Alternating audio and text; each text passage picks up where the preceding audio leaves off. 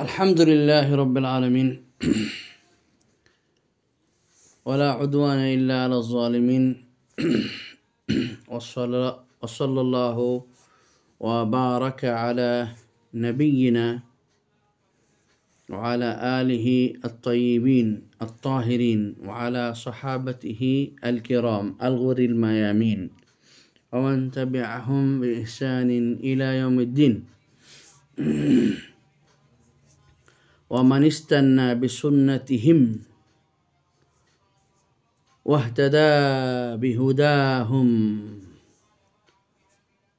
واكتفى بأثر السلف هذه الأمة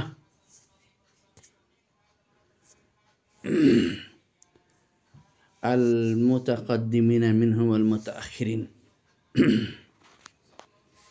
সারা বিশ্বে কাছে ও দূরে সমস্ত বাংলা ভাষাভাষী ও বাংলাদেশি শিক্ষার্থী ভাই ও ভগিনীগণ, আপনাদের সকলকেই মাশরু আসলাম ফাআল্লিমনি, আমি মুসলিম, আমাকে শিক্ষা দিন, I am Muslim so teach me, এই প্রকল্পের আওতাধীনে বদিয়া ইসলামিক সেন্টার থেকে তৃতীয় শ্রেণীর তৃতীয় কোরআন ক্লাসে আপনাদের সকলকে জানাচ্ছি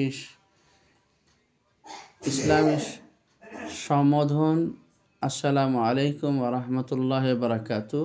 এটা ইসলামী অভিবাদন এবং আপনাদের সকলকে জানাই মোবারকবাদ ও সাদর সম্ভাষণ। আহলান ওয়া সাহলান ওয়া মারহাবা। আশা করি যেভাবে পূর্বে সুস্থ দেহ মনে অসুস্থ ছিলেন, আজও সুস্থ দেহ মনে আছেন। আল্লাহ আপনাদের দিনের এলেম শিক্ষা করার আগ্রহকে উত্তরোত্তর বাড়িয়ে তুলুন এবং যেন আপনারা কোরআন থেকে পরিপূর্ণ ইস্তেফাদা বা উপকার বা বেনিফিট হাসিল করতে পারেন। প্রিয় বন্ধুগণ, আমরা 14 নম্বর আয়াত পর্যন্ত ক্ষান্ত হয়েছিলাম দ্বিতীয় ক্লাসটিতে। আজকে আমাদের তৃতীয় ক্লাসটি হচ্ছে 15 নম্বর আয়াত থেকে নিয়ে শেষ পর্যন্ত। আগে আমরা পড়তে চাই সাবলীলভাবে। আউযু বিল্লাহি মিনাশ শাইতানির রাজিম। كلا لئن لم ينته لنسفعا بالناصية ناصية كاذبة خاطئة فليدع ناديه سندع الزبانية كلا এখানে কাল্লা, তারপর এইটুকু আছে এখানে লা তুতি'হু ওয়াসজুদ ওয়াকতারিব, এই সাজদা লেখা আছে। তার মানে সূরাতুল আলাকের এই 19তম আয়াতটি পড়লে এই আয়াতটিকে বলা হয় যে সেজদার আয়াত। তো তালাওয়াতুস সেজদার বিধান হচ্ছে মুস্তাহাব্বা, সাজদাতু তালাওয়া মুস্তাহাব্বা দুনাল ফরদ। এটা ফরজ নয়, এটা মুস্তাহাব, নেকির কাজ। এটা করলে নেকি পাওয়া যায়, না করলে গুনাহ হয় না। এ মর্মে আমরা হযরত ওমর ইবনুল খাত্তাব আল ফারুক থেকে একটি সহিহ হাদিস পাই মুসলিমের রিওয়ায়াতে, যে তিনি বলছেন রাসূল আকরাম সাল্লাল্লাহু আলাইহি সাল্লাম একদা জুমার নামাজে তেলাওয়াত, জুমার খুতবাতে তেলাওয়াতের অংশ সেজদার অংশ বিশেষ একটি তেলাওয়াত করলেন, করে তিনি মেম্বর থেকে নেমে গিয়ে সাজদা করলেন। আবার তিনি রিওয়ায়াত করছেন আরেকটি রিওয়ায়াতে যে রাসূল আকরাম সাল্লাল্লাহু আলাইহি ওয়াসাল্লাম একদা কোরআন পড়লেন, যাতে স্পষ্টত আয়াত সাজদাতুত তেলাওয়া ছিল, তিনি তখন সাজদা সাহু করলেন না। ফল জামউ বাইনা কাওলাইহি, ওমর রাদিয়াল্লাহু তাআলা এই দুটি কথার মধ্যে সমন্বয় করতে গেলে দেখা যায় যে বিষয়টি রাসূল সাল্লাল্লাহু আলাইহি ওয়াসাল্লাম যখন সিজদা করেছিলেন মুস্তাহাব হিসেবেই করেছিলেন, আর যখন তরক করেছিলেন মুস্তাহাব জেনেই তরক করেছিলেন, যেটাতে কোনো তরক করার মধ্যে নেকি গুনার কোনো বিষয় ছিল না। আর যেদিন সাজদা করেছিলেন সেখানে মুস্তাহাব আমলের মাঝে নেকির কিছু বিষয় ছিল। শরীয়তের যে বিষয়গুলো ঐচ্ছিক থাকে সেগুলিকে আল্লাহ রাসূল সাল্লাল্লাহু আলাইহি সাল্লাম নিজের আমল দ্বারা প্রমাণ করে গিয়েছেন।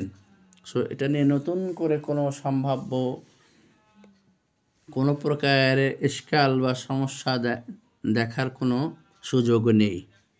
যার মনে চাইবে দিবে, যার মনে চাইবে না সে দিবে না।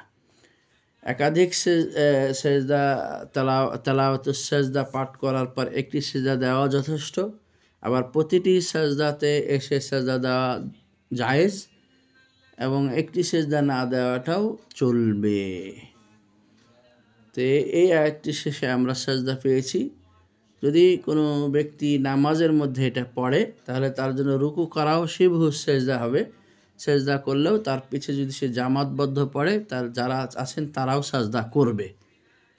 আবার কখনো ইমাম এটা শেষ করে রুকু চলে যেতে পারবে, কারণ রুকুকে বলা হয়েছে শিবহু সেজদা, সেজদার অর্ধেক। কারণ রুকু করতেও মাথা ঝুঁকুতে হয়, সেজদা করতেও মাথা ঝুঁকুতে হয়।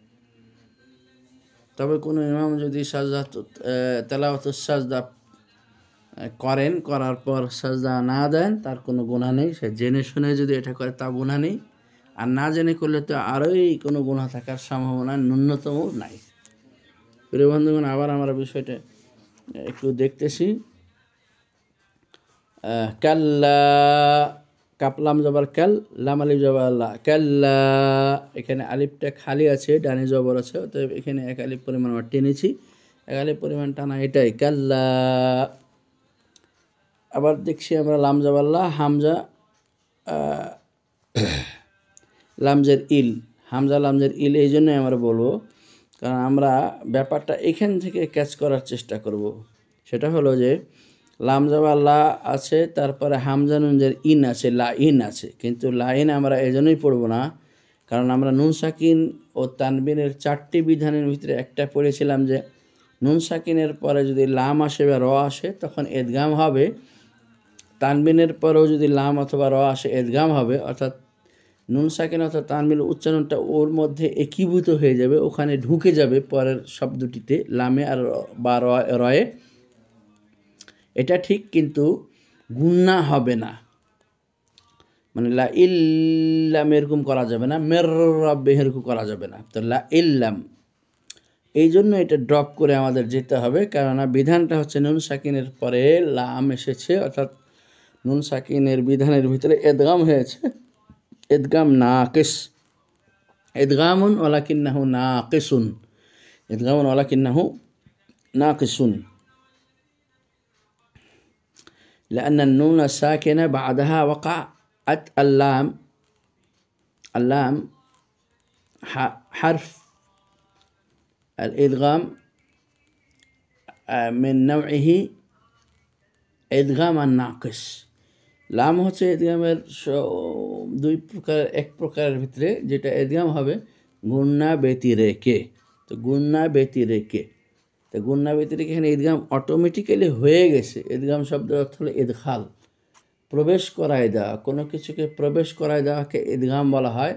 এদগাম বেমানা এদখাল, বা ফাল থেকে এসেছে, অপরকে প্রবেশ করায় দেওয়ার নাম এদখাল। তো সূত্র মতো এখানে যখন নুন সাকিন অথবা তানমিনের পর লাম আসবে, র আসবে, তখন নুন সাকিন অথবা তানমিনের উচ্চারণটাকেই তার মধ্যে প্রবেশ করাতে হবে, কিন্তু গুন্না করা যাবে না। কেননা গুন্না করার জন্য এদগাম হতে হবে, আর এদগাম তাম হতে হবে। ইয়া মিম নুন ওয়াও, এই 4টি হতে হবে। কিন্তু যদি নুন সাকিন অথবা তানবির র বা লাম আসে তবে এদগাম হয়ে যাবে, কিন্তু 4টির মধ্যে না থাকার কারণে এদগাম তাম হবে না, এদগাম নাকিস হবে। যেমন এখানে আমরা নুন লাম জবর নাল না করে বলেছি হামজা লামজের ইল, কেননা নুনটা ড্রপ হয়ে গেছে, এটা ঢুকে গেছে লাম।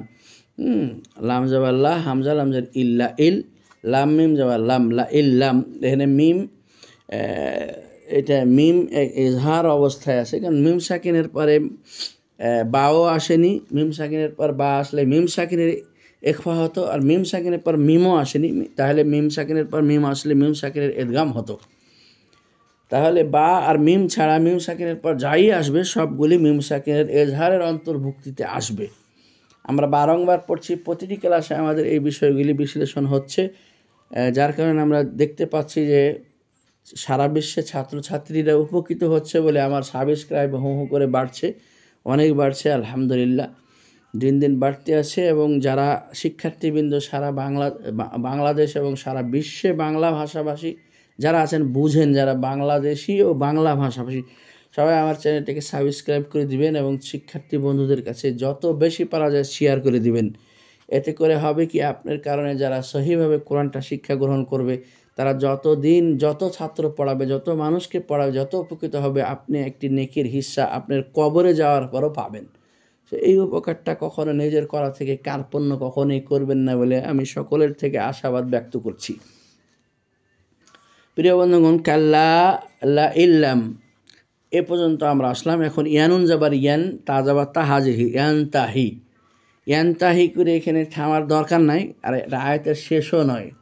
এজন্য যদি কেউ থামে তো বলবে কাল্লা লা ইল্লাম ইয়ানতাহ, ইয়ানতাহ, কিন্তু আবার পুরা করে আসতে হবে। তখন তাকে বলতে হবে লা ইল্লাম ইয়ানতাহি, থামতে পারবে না, আবার কন্টিনিউ করে যেতে হবে পিছন থেকে পড়ে। যদি এখানে দম ছেড়ে দেয় ইয়ানতাহ, কেননা ওয়াকফ করলে হরকত করা যায় না, হরকত পড়া যায় না।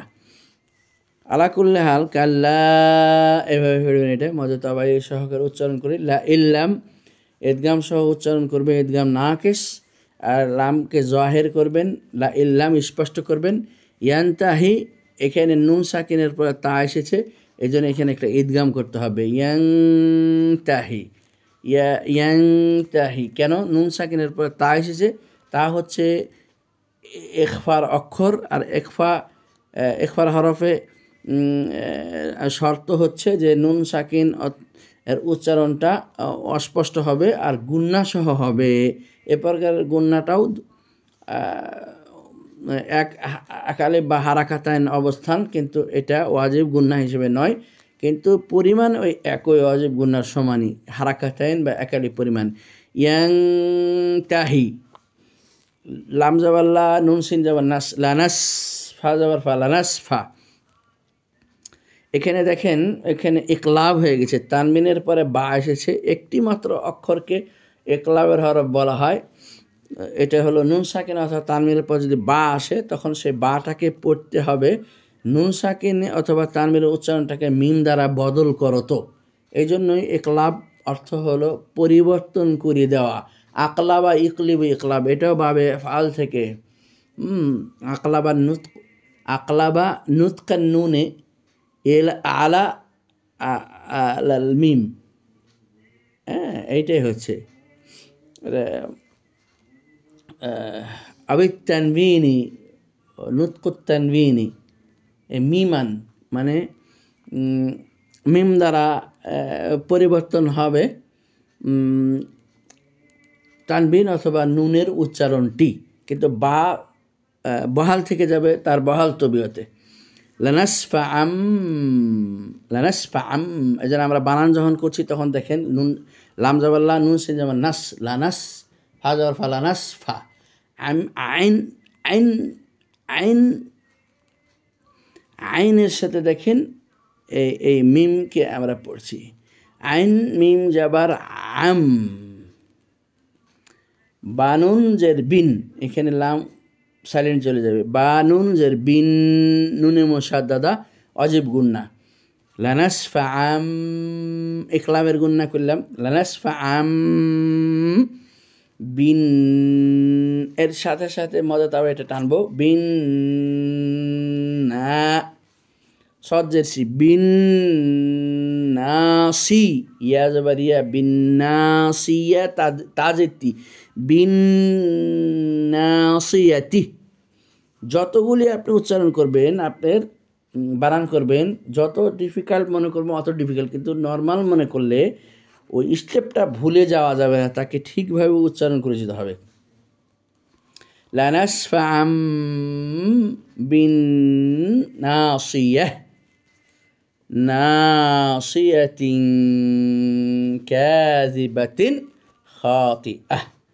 দেখেন না মজাটা ভাই, একালে পরিমাণ টানলাম, তিন ইখফা করলাম, এক তানবিনের পর কাপ এসেছে, কা টানলাম, আলিফ খালি টান যাবে, মজাটা ভাই কাযিবাতিন, তানবিনের পর খ এসেছে ইজহারের অক্ষরের জন্য এটাকে তিন ইজহার করলাম, খ টানলাম কারণ আলিফ খালি ডানে জবর, মজাটা ভাই তকে ফুটালাম, ত হলো কলকল হব, খাতি খাতি আহ, এখানে আমরা গোলতা মারবুতাকে আমরা অক্ফ করলাম, হাই আওয়াজ পড়লাম। ফাল ইয়াদু, এখানে কোনো মদ নেই। নাদিয়াহ অক্ফ করলাম, সেজন্য উল্টা পেশ হু, উল্টা পেশ হুকে অক্ফ করলাম, উল্টা পেশটাকে ফেলে দিলাম। সানাদ উ সাজাবাসা নুন দাল যাবার নাদ, সানাদ হামজা আইন জা পেশ উজ, সানাদ উজ জাবাজা সানাদ উজ্জা, বা আলিফ যাবার বা মদ তাবাই জাবা, নুন জেনি ইয়া যাবার ইয়া তা যাবার তা জাবানিয়াতা, এখানে জাবানিয়াহ অক্ফ করলাম, এই জন্য গোলতাকে হা পড়লাম। কাল্লা মদ তাবাই আলিফ খালি ডানে যাবার, লা আলিফ খালি ডানে যাবার, তুতিহু ওয়াসজুদ ওয়াকতারিব। ইনশাআল্লাহ আমরা চতুর্থ ক্লাসে যথারীতি এই সূরার পুনরালোচনা যদি প্রয়োজন মনে করি করব। আদারওয়াইজ আমরা পরের সূরাটি আমাদের সিলেবাসে যে ইন্না আনজালনাহু আছে সেদিকে চলে যাব। সে পর্যন্ত আল্লাহ সবাইকে সুস্থ রাখুক, সুস্থ দেহ মনে রাখুক। সাল্লাল্লাহু আলাইহি ওয়া সাল্লাম, বারাকাল্লাহু নবীনা মুহাম্মদ।